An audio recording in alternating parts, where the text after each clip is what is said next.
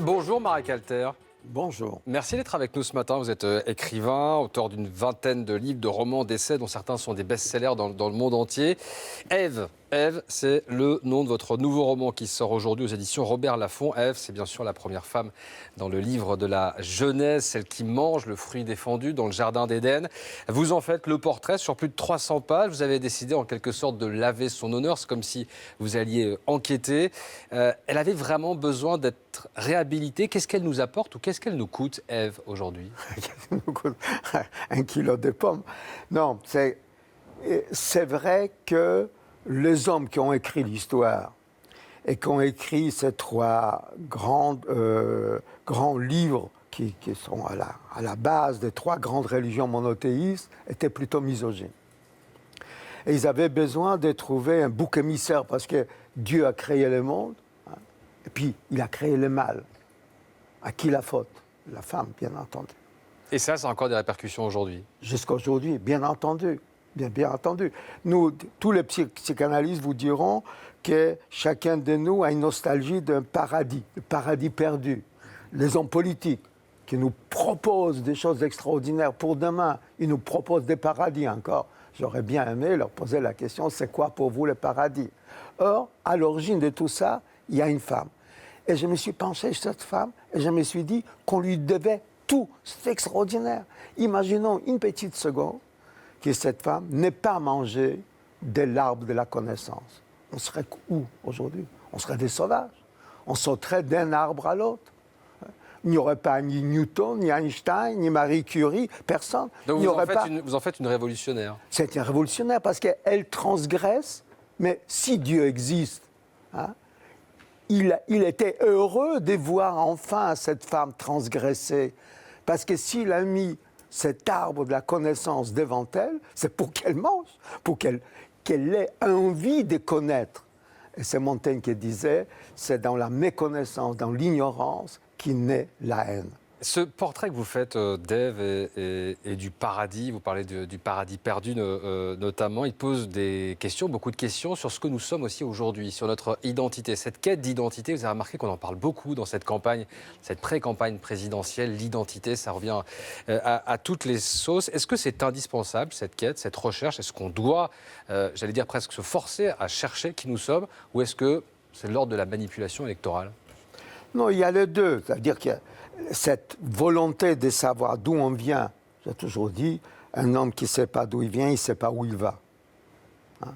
Quand on va au cimetière, vous voyez des gens, des jeunes venir poser des fleurs sur la tombe de leurs grands-parents. Pourquoi faire? Hein? Pour se sentir dans la continuité. Hein? Ça veut dire que le monde ne commence pas avec nous, ne termine pas avec nous. Ça veut dire qu'il faut voir un projet à long terme, du coup. Et c'est ça, la politique, c'est ça les désirs, c'est ça. L'amour, d'ailleurs, c'est aussi pour faire des enfants, pour qu'ils continuent. Donc, c'est important.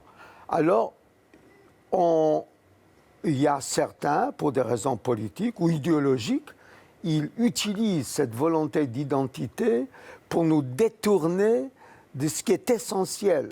Ce qui est essentiel depuis le début, hein, c'est l'humanité. Nous sommes d'abord des hommes.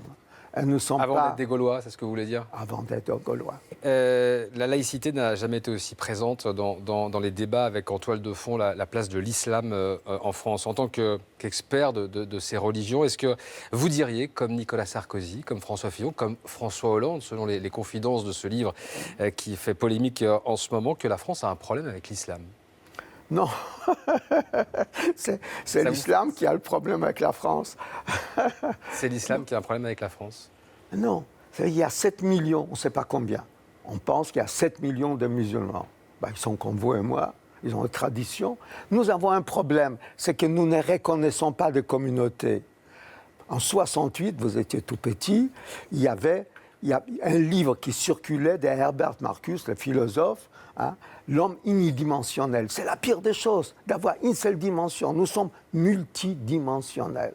Hein. Je suis né en Pologne, j'ai grandi en Russie, je suis juif, je suis aussi bien chrétien que musulman, je suis barbu, j'étais peintre, je suis écrivain, je suis multiple.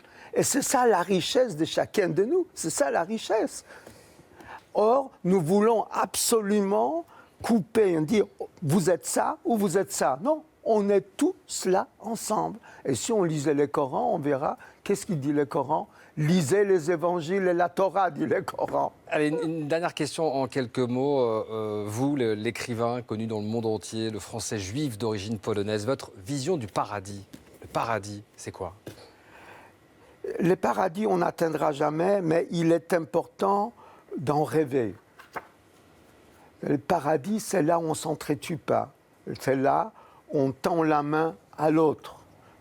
Cet autre qui est différent de moi par principe, puisqu'il est l'autre. Et pourtant, il est si proche de moi.